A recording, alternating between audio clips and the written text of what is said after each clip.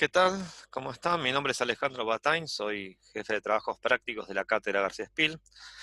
En este marco de la pandemia estamos haciendo algunos videos explicativos sobre algunas temáticas.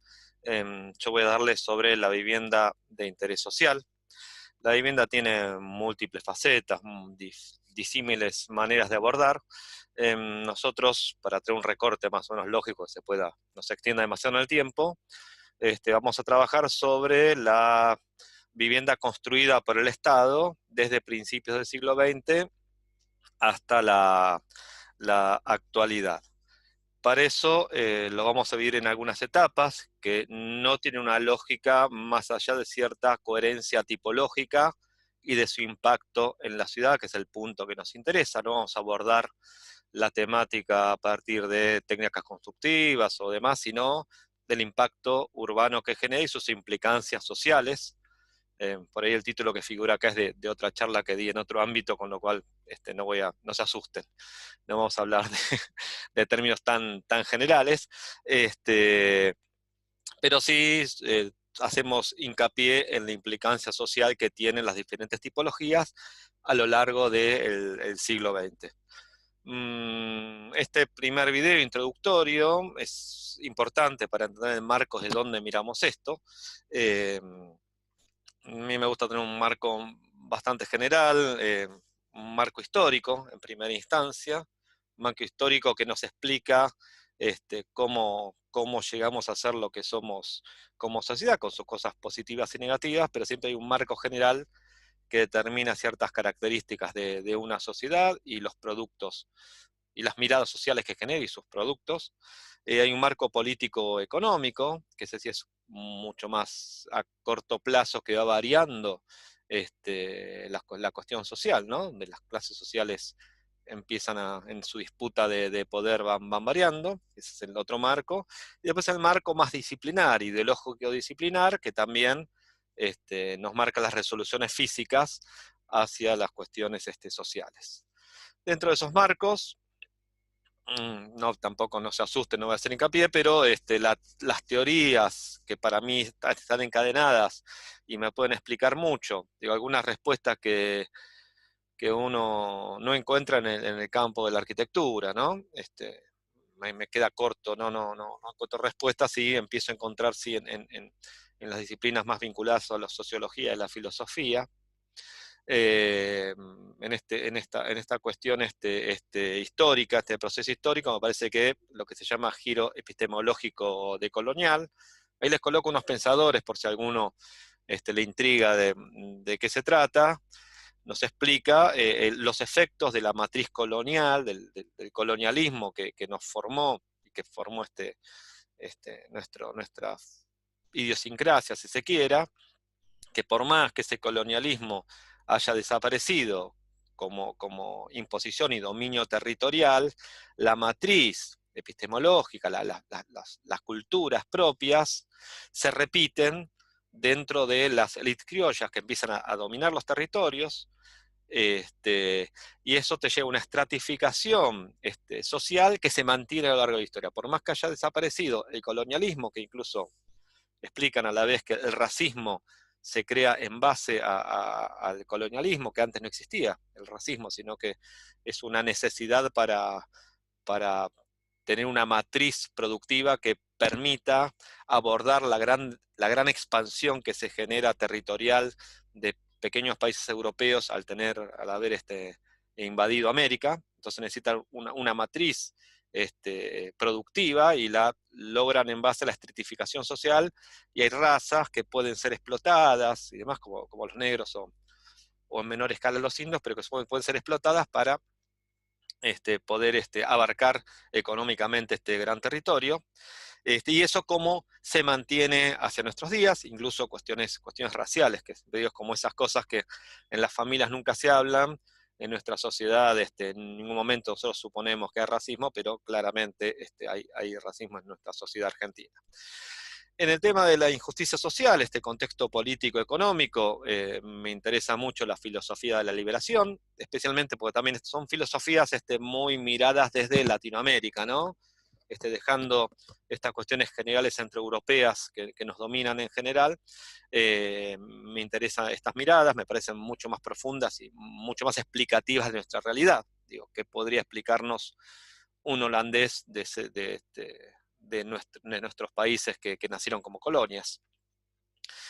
En esto me parece filosofía de la liberación, una teoría además argentina, finales de los 60, que rompe con el paradigma del desarrollo, digamos, que siempre los países son subdesarrollados y para desarrollarse tienen que hacer cierto esfuerzo, y si no logran el desarrollo es porque no hacen el suficiente esfuerzo. Ellos dicen que no, que en realidad hay un rol que se genera en el mundo, en el sistema mundo, como se llama, donde está distribuido y hay países que tienen la posibilidad de desarrollarse, los países del norte, y hay otros países que tienen que cumplir otro rol, como es el nuestro, que va a ser el rol de proveer a estos grandes centros de materias primas. Por lo general el sur tiene mucha riqueza en esto. Entonces que hay un sojuzgamiento permanente de los países, en especial nuestro continente Centroamérica y Latinoamérica, de México para abajo, de provisión de insumos, y cualquier interés de despegar y de generar tecnologías, que está demostrado esto que fue así. Entonces, en realidad, el subdesarrollo no es tu falta de esfuerzo, sino es el rol que te adjudican en el sistema mundo. Y después, lo que es más cercano hacia nosotros, el derecho a la ciudad, de autores como Lefebvre y David Harvey, los nuevos derechos ciudadanos de Jordi Borja, algunos que les dejo ahí, que pueden citar si les interesa ahondar en el tema. Pero todo esto nos explica, para mí, es lo que me permite explicar muchas cosas de nuestra sociedad, incluidas el tema de la vivienda social. ¿Cómo se produce la vivienda social? Diferente según el nivel socioeconómico el cual veamos. Las clases medias y altas, digamos las clases medias, que debemos ser casi todos los que estamos ahora mirando esto, por lo general recurrimos al mercado formal. Nuestra forma de buscar vivienda es la inmobiliaria, es mirar en el diario, mirar en internet, buscar, acercarse a un inmobiliario y buscar el mercado formal, de escrituración y demás. La cuestión monetaria puede ser financiada por un banco o no, puede ser cuestión de herencia, que es donde mucho se produce a partir de eso. Pero bueno, nosotros nos manejamos un porcentaje de la sociedad, se puede manejar en este mercado formal porque tenemos cierta posibilidad de adquirir un inmueble bajo este sistema. Ya cuando las clases son trabajadoras y bajas, digamos, recurren a la construcción estatal, que es lo que vamos a analizar, a la autoconstrucción, entendida no como solamente el hecho de construir uno con sus manos, sino las familias que ofician de organizadoras de la construcción. Digo, una familia que contrata un albañil y un ayudante y se van construyendo la casa, modificando su casa, pero son los que compran los materiales, administran, hacen todos los trámites y demás. A eso, lo llamo autoconstrucción, ¿no? O el sistema cooperativo, que dio muy buenos resultados, que no van a estar en el estudio de la vivienda, para no extendernos demasiado, pero que dio excelentes resultados a lo largo de la historia. Y las clases bajas, trabajadoras y marginales, digamos, la cuestión ahí sí es la autoconstrucción, muchas formas a partir de desechos, de lo que encuentran, de materiales que encuentran en la calle, en base a tomas y ocupaciones. Las clases trabajadoras, la clase anterior, por ahí también está el mercado informal, o sea, compraban terrenos sin papeles, con ocupación, con toda la problemática que eso genera. Estas clases difícilmente puedan comprar siquiera un terreno, sino que ocupan algún lugar, o se adosan a otros familiares o amigos, o son tomas u ocupaciones, ¿no? Las tomas organizadas, lo que entendemos como asentamientos, o las ocupaciones más de yuxtaposición, que es lo que le llamamos villas. Y sistemas cooperativos, también hubo sistemas cooperativos de cartoneros y demás, que pudieron llegar a buen puerto gracias a gestión de buenos arquitectos.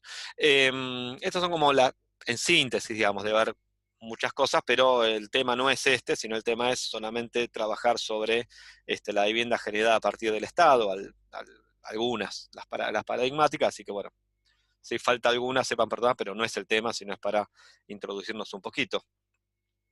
¿Cuándo empieza a generarse el problema este? Digo, ahí ven la curva de crecimiento que tiene la ciudad de Buenos Aires y el Gran Buenos Aires, a partir especialmente de 1870, con el artículo 25 de la Constitución que decía que el Estado promoverá la inmigración europea, está escrito eso en la Constitución, el artículo 25, deben ser unas de sus modificaciones posteriores al 53. Hay un proyecto que se consolida, el proyecto, lo podemos llamar proyecto civilizatorio, frente al proyecto emancipatorio, se consolida en las figuras tal vez de Mitre y de Sarmiento, aunque tengan proyectos distintos y hayan tenido muchos problemas entre ellos, podemos pensar en estas dos figuras como fundadores de este proyecto civilizatorio, con sus grandes diferencias en cuanto a esa concepción, pero tal vez son los que tienen mayor impacto. Empieza esta vocación de poblar la Argentina con una población nueva, ¿no? Eso también es proyecto civilizatorio, es cambiar la matriz racial de la Argentina, digo, esta cosa morena, mixta, o de pueblos originarios, renovarlo, cambiarlo por la inmigración europea, inmigración europea que también pensaban que era un lado.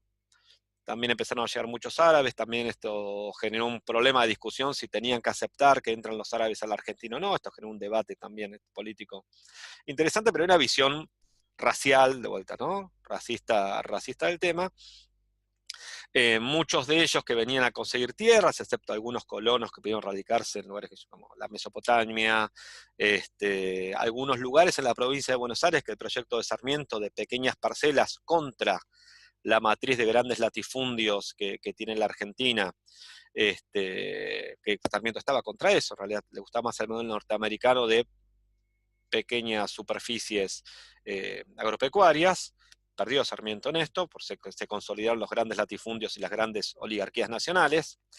Pero en general estas clases que venía, que suponía que iban a tener tierras, muchas se convirtieron en clases urbanas. Entonces una explosión demográfica muy grande en la ciudad de Buenos Aires a partir de esta época. Fíjense la curva como crece exponencialmente.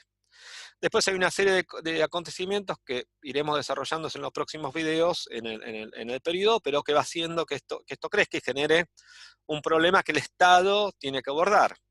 Veníamos en esa época de 1870, la fiebre amarilla, que nos hace repensar el tema del hacinamiento, el tema de la ventilación, el tema de los desechos y demás. Piense que murió, en esta época de pandemia, murió el 10% de la población. Digo, a escala, imagínense que ustedes en la ciudad de Buenos Aires, en el Gran Buenos Aires, murieran 1.600.000 personas, digo, en escala. Dese cuenta la complejidad de la problemática que trajo eso, trae una visión sobre el higienismo y demás, entonces la ventilación y todo ese tipo de elementos se introducen, pero después pensamos un problema de masividad, ¿qué hacemos con esas grandes masas de población que se vuelven población urbana en la Argentina? Pues esto lo veremos en cada uno de los fascículos, de los videos. Esa es más o menos la forma que se resolvía en esa época. Los conventillos eran esos lugares que había dejado las clases altas que vivían en el sur cuando se van hacia la zona norte, por la fiebre amarilla y también en búsqueda de esa nueva representatividad física que los posicione socialmente. Digo, la vergüenza hacia el abuelito español y el deseo de convertirte en la París de Sudamérica. Empiezan a buscar una nueva representación física, además de escaparse de esto, pero parece que es más crucial esto, que se van hacia el norte. Esta era la forma que las clases, las nuevas clases trabajadoras europeas que venían a Argentina conseguían para habitar. Y lo que se empieza a generar, más entrada en la década del 20, son este tipo de situaciones, tipo de lo que son las incipientes villas. Acá esta foto es de una cosa mixta, porque se ve que hay cierta organización, supongo que esto habrá sido el Estado, no pude encontrar muy bien de dónde es, pero le decían los rancheríos a estos, son las primeras villas de emergencia que se generan. Sí, es bueno aclarar que también la división de periodos y la visión que le pongo a esto es mi absoluta responsabilidad. Cualquier docente de la cátedra puede ver y está bien que lo vea de diferente manera. Cada uno trae su bagaje personal, ¿no? Uno empieza a formarse sobre la ciudad a partir de que empieza a mirarla, entonces uno aprende desde chico sobre la ciudad y se va formando a partir de sensaciones. No es que uno llega y estudia, sino que lo que uno piensa es un largo proceso de formación personal, y el mío está asignado por ciertas cuestiones que me hace ver esto así. Cada uno está en libertad de verlo como le parezca. Ahora, en términos, acá sí, objetivamente, podemos ver, este es un plano del año 91, es un poco viejo, pero no varió demasiado. Está el del 2010 también, que es un poquito mejor que pero no importa, conceptualmente da lo mismo. Este es un plano que armaba un arquitecto ya fallecido que se llamaba Horacio Torres, que lo que hacía en cada radio censal, que es una circunscripción pequeña que se usa para hacer los censos, él tomaba esos datos, los graficaba y él relacionaba el nivel de pobreza con el nivel de ocupación por cuarto. La hipótesis que tenía era que a cuanto más personas por cuarto vivían, más pobre eras, digamos. Si bien no es excesivamente científico esto, nos sirve perfectamente a nosotros para trabajar sobre eso. Podemos suponer que si viven 4 personas en un cuarto, no es porque sean ricas, sino porque no tienen posibilidad de tener más cuartas, con lo cual uno puede decir que son pobres, y si en una casa de 300 metros cuadrados viven 4 personas, podemos suponer que es gente rica, ¿no? Cuanto más rico, más grandes son las superficies que ocupan, cuanto más pobres, más hacinados estamos. Entonces, este es el indicador de personas por cuarto, que alguien muy quisquilloso puede decir, sí, pero una mujer que se quede sola en una casa grande y que viva de su jubilación mínima es pobre y entra en pocas personas por cuarto, claramente, pero para nuestro análisis esto alcanza y sobra y nos sirve para determinar, verifica perfectamente. Bueno, vemos cómo los amarillos son la menor cantidad de personas por cuarto, cómo se colocan sobre los corredores estructurantes de la ciudad. Esto es la avenida Rivadavia, que son sectores altos, originalmente no inundables, dotados de servicios, dotados de centralidad, de espacio público, de buen transporte público y demás. Las zonas nortes de la ciudad vemos cómo los corredores, ¿no?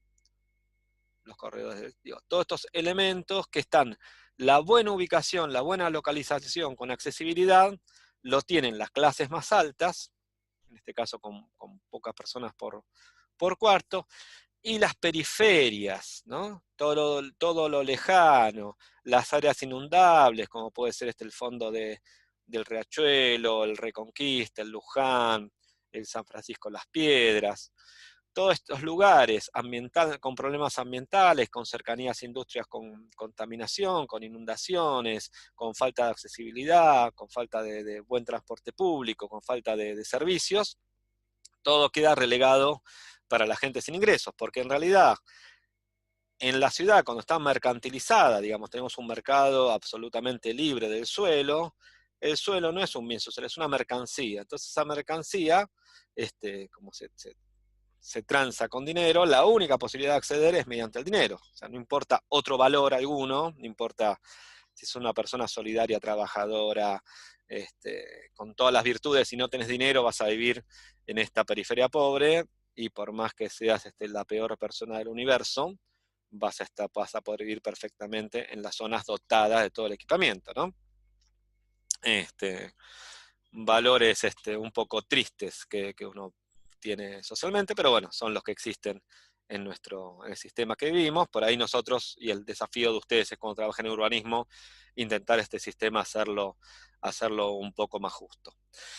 Esta es la etapa en la cual, lo verán por el entusiasmo con el cual hablo, creo que es el momento más brillante de la vivienda social, seguro, en mi perspectiva, por supuesto, que se hace en la Argentina, y la compararía con las mejores del mundo. Este periodo lo tomamos desde, arbitrariamente, claramente, ¿no? Desde 1910 hasta 1945, creo que ahí hay cierta coherencia en torno a las tipologías que construyen la ciudad, que se repiten y son respetuosas de los mismos parámetros, por eso lo tomo como un periodo, por más que ese periodo es bastante diferente en términos políticos, económicos, en nuestro país. Podemos ver en el gráfico el periodo de crecimiento poblacional. Imagínense la cantidad de gente que se agrega en pocos años a la ciudad, se triplica la población. Se triplica la población también con población de trabajadores rurales que vienen a la ciudad. Elementos importantes también la primera guerra mundial, importante para la dinámica económica argentina, empieza la industrialización, empieza una pequeña también sustitución de importaciones, empiezan los grandes movimientos obreros con esta inmigración europea, como decíamos en el video anterior, promovida por el artículo 25 de la Constitución, donde se quería traer esta inmigración europea.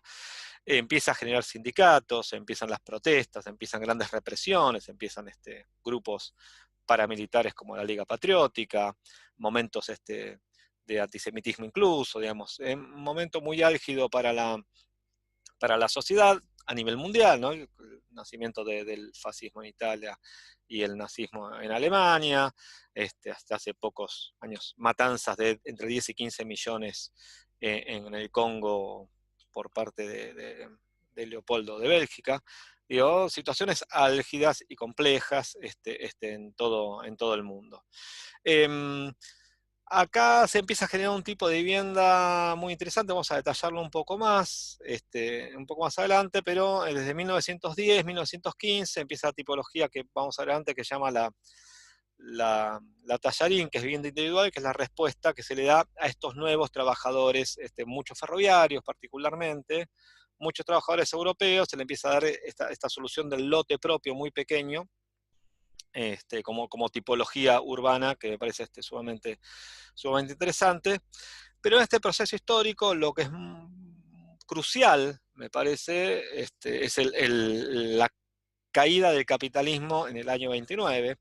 El crack del 29 de la Bolsa de Nueva York impacta en todo el mundo.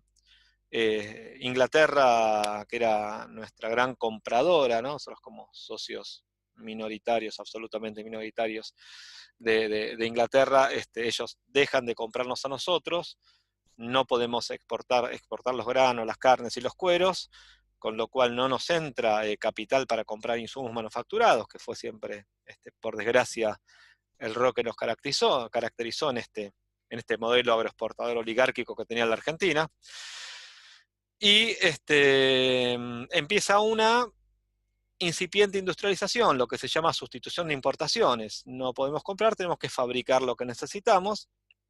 Ahí empieza, a diferencia de la inmigración europea, empieza una pequeña migración del campo, porque se da esta situación de que el campo también tiene serios problemas económicos, porque no puede exportar sus productos. Hay una pequeña crisis en la oligarquía nacional, y empieza la migración desde el campo, gente muy pauperizada, además empieza a venir a la ciudad, y también empieza el Estado a necesitar soluciones de alojamiento para estas nuevas clases trabajadoras que encuentran la villa miseria y en menor medida los inclinatos, pero empiezan a encontrar la posibilidad de habitar hasta poder mejorar su situación social. Ahora, ¿qué hacía el Estado en esta época, no? Decimos, el modelo agroexportador fue primero y después sustitución de importaciones. Pongamos el año 29 como quiebre, así sepan, bueno, los periodos no son de un día taxativo, sino se superponen. Incluso, digamos, hoy por hoy las épocas lo mismo, hay personas viviendo con unos estándares en el Sahara subsahariano, en África subsahariana, con estándares bajísimos, incluso en nuestro continente, con estándares bajísimos, y otros sectores de la población con estándares altísimos. Entonces, los periodos, si bien somos simultáneos, no compartimos épocas, ¿no? Entonces, las cuestiones de los tiempos se superponen permanentemente. Pero bueno, el modelo agroexportador y la sustitución de importaciones fuertemente con el crack del 29, la clase obrera trabajadora inmigrante, que era la destinataria básica de las tipologías que vamos a ver, era clase trabajadora, ¿no? Era gente que, que tenía trabajo. El modelo urbano es el de la City Beautiful, el modelo que deseaba esta nueva oligarquía nacional, avergonzada por su pasado hispánico, buscó en los modelos, en el modelo parisino, básicamente, es una nueva representación. Entonces, el modelo de la ciudad era una ciudad que quería parecerse a París, con las diagonales, reproduciendo las diagonales, las perspectivas y las avenidas. Sin duda es la matriz de la ciudad que tenemos hoy, pero un modelo que se refleja también, si se quiere, en el tema de la conformación de la vivienda social.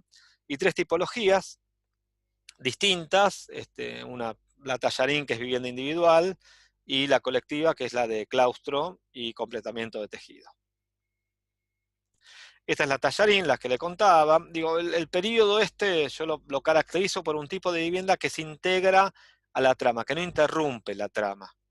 Son barrios de clases trabajadoras perfectamente integrados a su entorno.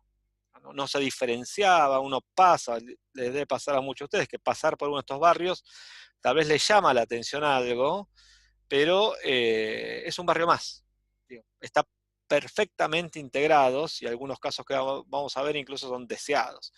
Son lotes muy pequeños, con muy poco espacio abierto interno, pero una gran cantidad de espacio público alrededor. El espacio público, como verán, está representado en azul, calles internas, las calles que bordean la manzana, que son continuas, son más anchas, las calles internas son más angostas, incluso las veredas que dan a esta calle son más anchas que las que dan hacia el interior, que son más angostas. Esto también es interesante, romper la simetría en esta época, era algo bastante duro de hacer, pero entendían la relación sobre una calle de tránsito pasante y la relación de una calle interna, con lo cual se ha reflejado en veredas bastante angostas hacia el interior, pero de 3 metros aproximadamente hacia el exterior. Es una forma bastante interesante, tienen densidades bastante buenas, entre 360 y 500 habitantes por hectárea, bastante aceptable, lote propio. Y una gran cantidad de frentistas, fíjense, tenemos un perímetro de 900 metros más o menos de frentistas contra los 400 que tiene la calle tradicional. Acá vemos algunos, es el barrio Segurola, fíjense, acá vemos las viviendas Tallarín, pero cómo la trama de las calles se continúa con su ancho regular y uno pasa y atraviesa perfectamente estas manzanas como cualquier barrio de la ciudad, fíjense, no hay ninguna alteración de la trama, y sí estas pequeñas calles que ofician a escala propia, nadie se desvía de esta calle y se mete para circular para acá adentro por gusto, por lo general tienen muy poco tránsito. Esta es alguna de las imágenes, sin entrar en la arquitectura, hay una diversidad incluso de tipologías, no es todo exactamente igual, ¿no? Esto de la categoría pobre que amerita una sola vivienda, porque la categoría pobre amerita una sola categoría de vivienda que es todo igual. Acá hay cierta diversidad, cierta diferenciación en las esquinas con respecto a otras, hay casos que las esquinas son bastante diferentes, incluso una manzana de otra a veces varía también, algunas son sobre la línea municipal, otras tienen retiro, una diversidad realmente irrepetible casi, por desgracia, a lo largo de la historia, con esta monotonía insoportable de la casa repetida hasta el hartazgo, estos edificios monumentales, parece que fuese, bueno, esos edificios inmundos exactamente iguales. Sí, ahora seguro que ven estas fotos y empiezan a recordar haber pasado por algunas, otras más pintoresquistas, ¿no? El barrio Aldera 1 de 1927, también vivienda social. El Caferata, digo, me gusta esta foto porque es también del 20 y pico este barrio, y eso es una escuela, es como que el barrio está conformado en torno a un predio oval que está en el centro, que es la educación, ¿no? También esa cuestión simbólica, la época del guardapolvo blanco, y como en el centro del proyecto lo que se instala es una escuela pública, ¿no? La cosa del simbolismo que había en esta época, ¿no? Fíjese las calles, las veredas, todo vivienda individual, también más pintoresquista en este caso. Estas son una de las tipologías que se usaban, que son bastante modificadas ahora y que, bueno, ahora que no hay que volverse un nazi que no se puedan modificar estas cosas, la gente tiene derecho a vivir, más o menos se mantiene la altura y el entorno del barrio, uno tiene que aceptar que cada uno viva en la casa como le guste y que la pueda disfrutar y que se la tiene que ampliar o modificar, lo puede hacer, mientras que mantenga este entorno. Fíjense, esta es una calle interior, las veredas muy angostas, pero fíjense la calidad de esta vivienda social de la década del 20. Este es el mismo barrio, creo que es fíjense, tiene una densidad de 500 habitantes por hectárea. Todo esto está en un libro, la cuestión dura de esto, un libro muy interesante que se llama Hay 90 años de vivienda social en la Argentina. Al que le interese tiene todos los datos de todos estos barrios. Yo saqué de ahí otra página interesante que se llama La Teja, para que le interese el tema, que también vaya a buscar datos de ahí. Vuelta, una callecita interior, muy poco tránsito, veredas angostas, una relación bastante linda. Sí, es la misma calle que la que mostré antes, me parece esta. La otra tipología, ya esto es vivienda multifamiliar, estamos hablando, es el famoso Beretervide, Fermín Beretervide, que construyó, entre otras cosas, por eso digo, yo hablo de tipologías dominantes y tipologías que tienen características, no hablo de edificios particulares. Está en forma de claustro, esta planta es el Ejército de los Andes, en la realidad tiene, o Barrio Los Andes, perdón, Ejército de los Andes es eso. Barrio Los Andes, en Chacarita, acá tiene plaza, las manzanas están para entender la proporción, ¿no? Pero es una vivienda multifamiliar en claustro con espacio, en este caso bastante espacio propio, abierto privado, con una densidad también bastante interesante. La imagen es esta. Estas fotos son de otro edificio que hace Beretervide en Flores, en la calle Yerbal, que es la mitad, acá a media cuadra están las vías del tren, esto al fondo a las vías del tren, pero fíjense lo que es la vivienda social en el año 28, ¿no? Con una densidad de 775 habitantes por hectárea, una densidad que más de un barrio le envidiaría. Por eso a veces cuando ven estos monstruos gigantes y lo que le dicen, no, son tan grandes por la densidad, no, digo, hay otras alternativas que tienen buenas densidades. Y fíjense, el comercio en planta baja, hacia la calle, una pieza que se inserta en el barrio y le hace un aporte al barrio además, y comprobadísimo que es súper deseable porque hoy casi estos edificios no llegan a poner el cartel de venta, que hay gente esperando para mudarse ahí. Pero fíjense cómo es una pieza, habrán pasado por Yerbal miles de veces y jamás habrán pensado que esto era vivienda social, probablemente, pero era vivienda social del año 28. ¿No? Acá otra perspectiva, esta es la calle Yerbal. Y esta es una pieza particular que tiene un pequeño plus, digamos, es vivienda social también, del año 37, esto es San Juan y Balcarce, acá está el Patronato, y acá abajo está Paseo Colón, y por atrás pasa media cuadra la autopista, ¿no? Como elemento espantoso para el lugar. Pero es vivienda social, esto tiene un acceso desde un patio acá, y tiene un patio atrás y un paticito de costado, pero fíjense, yo esto lo llamo completamiento de tejido, fíjense, tiene 1.100 habitantes por hectárea, todo una densidad altísima. Imagínense que yo reprodujese, esto más o menos tiene un cuarto de manzana, si yo reprodujese esto 4 veces y buscase incluso que no sean iguales, sino el de al lado diferente, digamos, con otra resolución, otro tipo de abertura, otro tipo de material, otro tipo de color, digamos. Reproduzco una manzana, tendría una manzana de 4.400 habitantes. Es una densidad altísima. Y fíjense con el pequeño impacto urbano que genera esto. Esto era vivienda social de 37. Como fue para un concurso, tiene algunos plus extras, digamos, a lo que es vivienda social tradicional, pero sigue siendo vivienda social. Esta foto creo que debe ser del 2010, así que tenía 73 años este edificio y se encuentra en estas excelentes condiciones. Este periodo tiene una unidad, no tiene unidad política, porque pasamos de vuelta de partir de gobiernos conservadores de dudosa legitimidad, a los gobiernos de Irigoyen, Alvear Irigoyen elegidos por el pueblo, a la década infame, pero hay un continuo, una lógica continua de mirada sobre la vivienda social que se integra a la sociedad. Digo, ese obrero extranjero, esa pequeña clase obrera migrante, se integraba perfectamente a la ciudad, por eso este capítulo los agrupó de esta manera, en el saber cuando irrumpe el movimiento moderno y empieza a arruinar un poco todo. Bueno, en este periodo, yo lo llamo, a diferencia del anterior, que era vivienda integrada, le llamo el de vivienda segregada. De vuelta, si alguien trate de no entrar a ver este video sin ver el introductorio que explica los alcances que queremos sobre el análisis, así que no tenga falsas expectativas.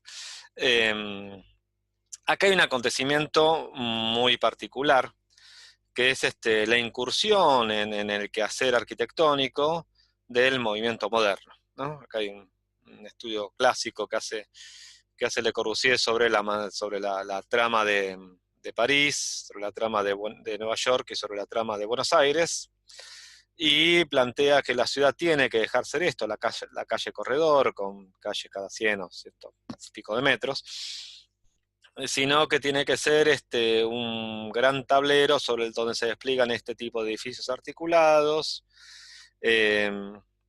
Sus propuestas en Europa, sus propuestas sobre el plan Poisson en París y demás, por suerte no tienen efecto, pero a partir de su visita a Buenos Aires pega fuerte en los arquitectos en el momento. Uno contextualizando esto lo comprende perfectamente, ¿no? Esta cuestión novedosa de la nueva tecnología, de la luz, de las ventanas, que en términos arquitectónicos podemos decir que fue brillante, en términos urbanos, terrible, ¿no? Terrible, terrible. Lo seguimos padeciendo.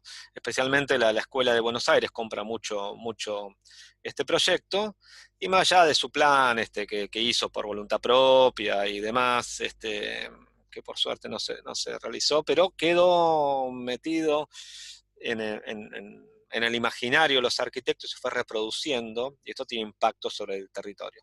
Pero esto sin duda cambia las lógicas de la vivienda del capítulo anterior, de la vivienda integrada, y hay una disociación, o sea, en esta teoría hay una negación hacia la ciudad tradicional, con lo cual también la vivienda empieza a tener otro tipo de visión con respecto a su entorno.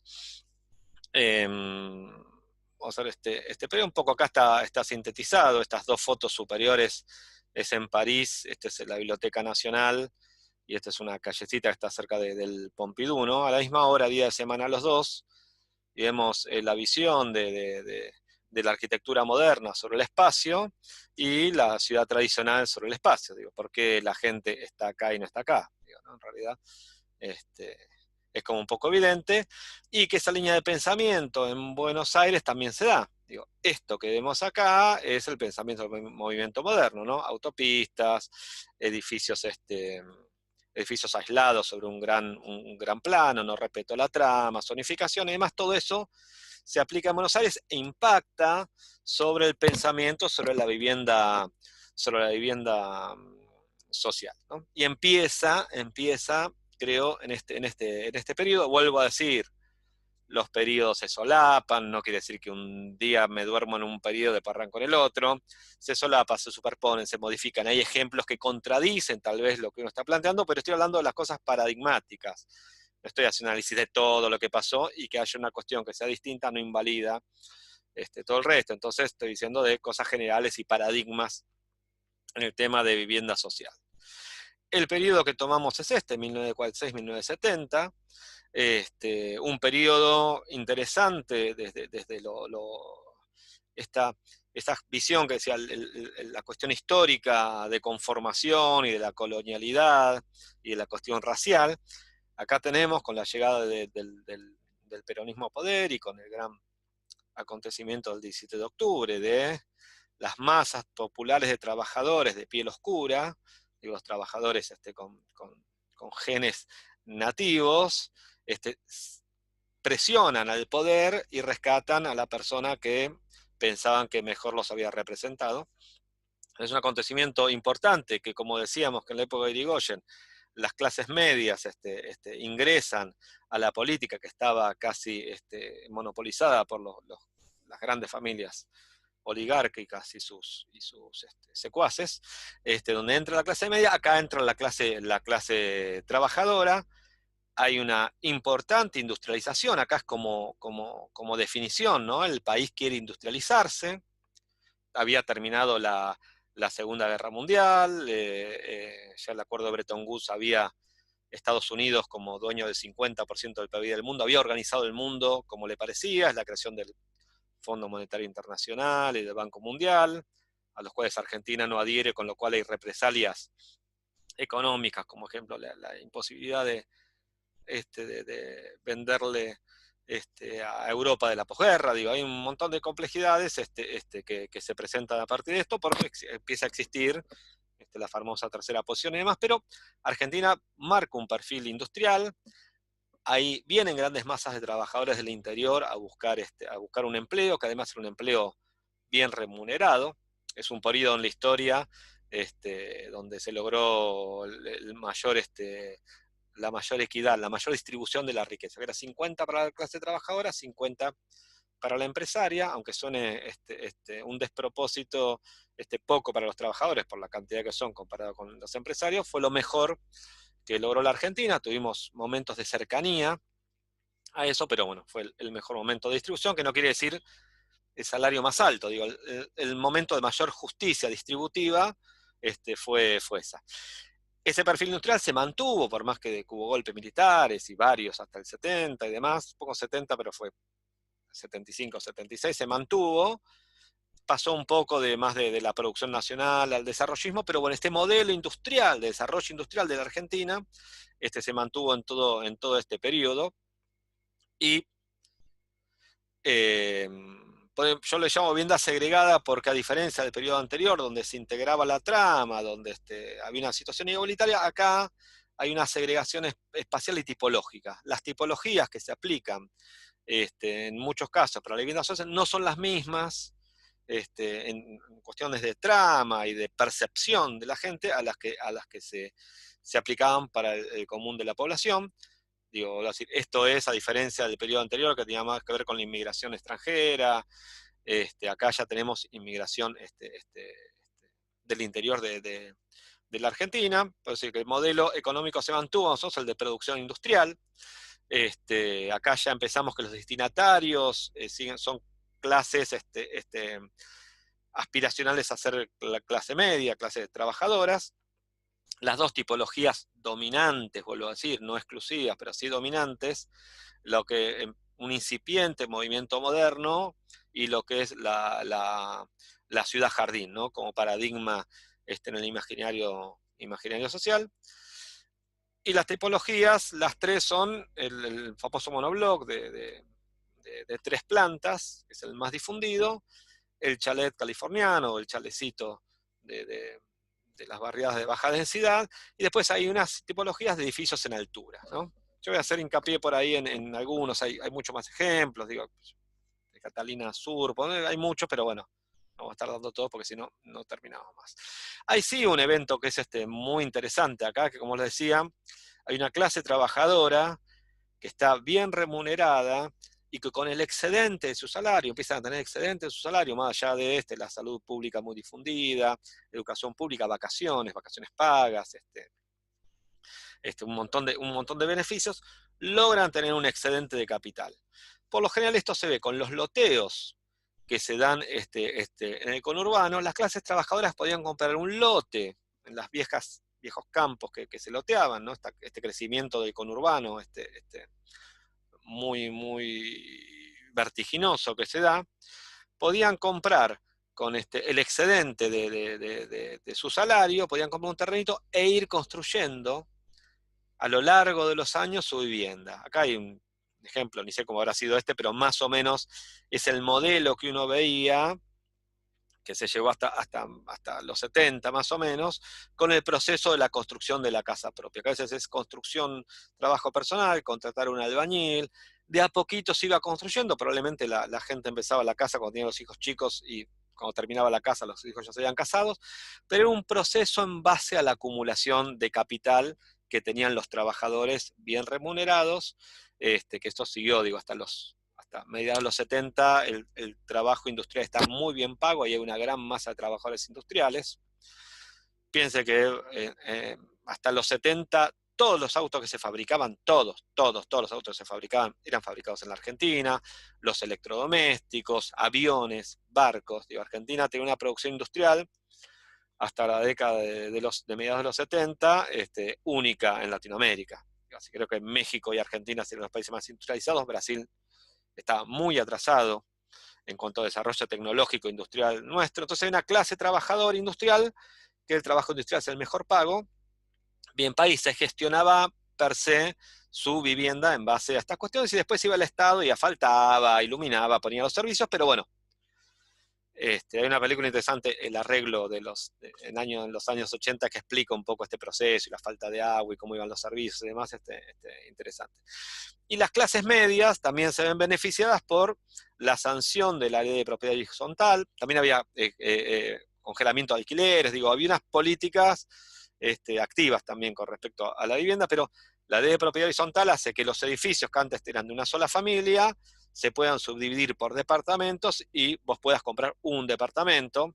Entonces también trasladó a mucha gente de inquilino a propietario. Esto es un evento muy importante del desarrollo del conurbano, por fuera de lo que estamos estudiando, pero la vivienda como proceso de construcción y de acumulación en base al excedente de salario es algo que tienen que tener presente. Las tipologías que vamos a ver es el pabellonado monobloc, digamos, a diferencia del resto. ¿Se acuerdan que marcábamos que las calles pasaban, que no interrumpían la trama? Son predios más grandes, con pabellones, más relacionado al pensamiento del movimiento moderno, un gran plano con los edificios plantados sobre él, donde los espacios no están jerarquizados como el espacio público de las plazas y demás. Es el caso para que se den una idea, esto debe ser el Elefante Blanco, hoy demolido, pero ahí en construcción. El barrio que se llama, cuyo apodo es Los Perales, la cancha de Chicago está ahí para los que les gusta el fútbol, en Mataderos. Ahí vemos la construcción de estos pabellonados, que desde mi punto de vista tienen mucha crítica urbana, pero en ese momento para la producción, para clase trabajadora, clase que tenía la certeza del ascenso social, ellos sabían que ellos trabajaban, su hijo iba al colegio secundario y por ahí se recibía de técnico, va a tener una mejor vida, y así sucesivamente, lo que llamamos el ascenso social en Argentina, que estaba más o menos garantizado. En base al esfuerzo y al trabajo, en esta época la gente podía ascender socialmente o podía, dentro de su esfuerzo, vivir bien, ¿no? Vivir bien como un trabajador. Este es el tipo de pabellonado que se ve mucho, se extendió bastante, una gran construcción masiva de viviendas para clases trabajadoras. Por eso yo critico la tipología en base a el entorno y la posterior estigmatización, ¿no? De vivir en este barrio y ya te sacan la ficha, pero digamos, las políticas hacia los trabajadores fueron excelentes. Digamos. Básicamente el trabajador casi se encontró con un mundo impensado unos años antes. Acá vemos algunos también a esas tipologías un poco más de cerca, que después fueron enrejadas. Esto por un poquito más de clase media en el barrio de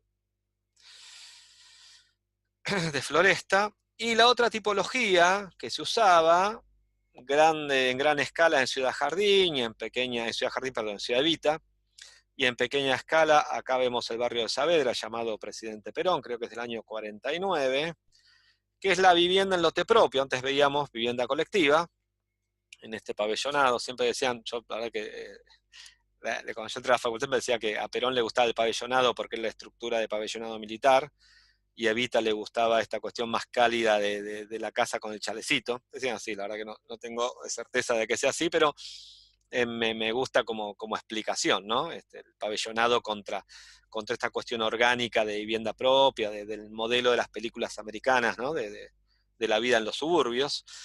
Acá es bastante lindo, acá está la General Paz, acá está Tecnópolis, y esta era como la parte central que tenía el barrio, la centralidad estaba hacia acá, miraba hacia el parque. Y funciona muy bien todavía, con baja densidad, ¿no? Pasamos los pabellones de media densidad, que no eran alta, y la vivienda del modelo de Ciudad Jardín. Son como los dos modelos paradigmáticos que se trabajaban en este periodo. Acá están las viviendas, viviendas de muy, muy buena calidad.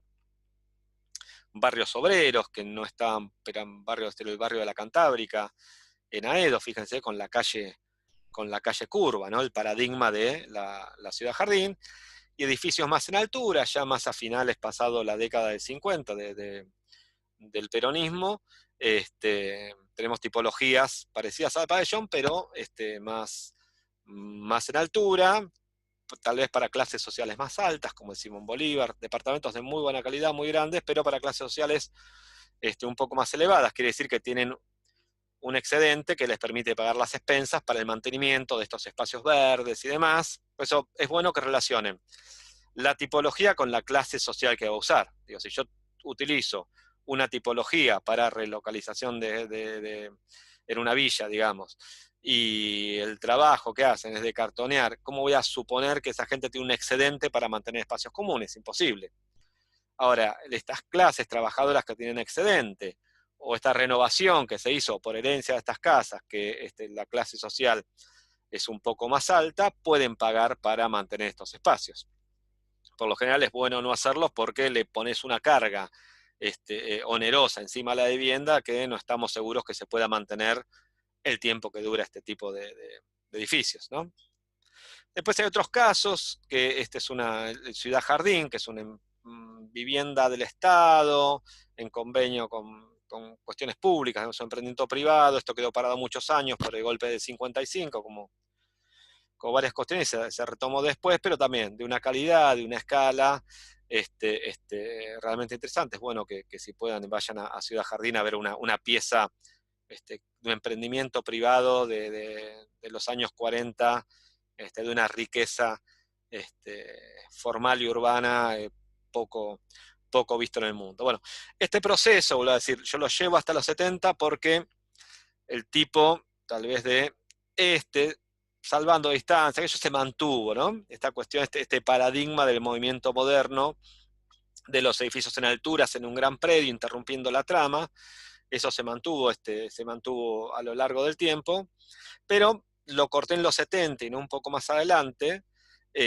porque se agudiza y desde mi punto de vista se transforma esa tipología en algo un poco más extremo, que después trataremos de buscarle la explicación. Así que en el próximo video pasaremos a estos grandes complejos habitacionales. Bueno.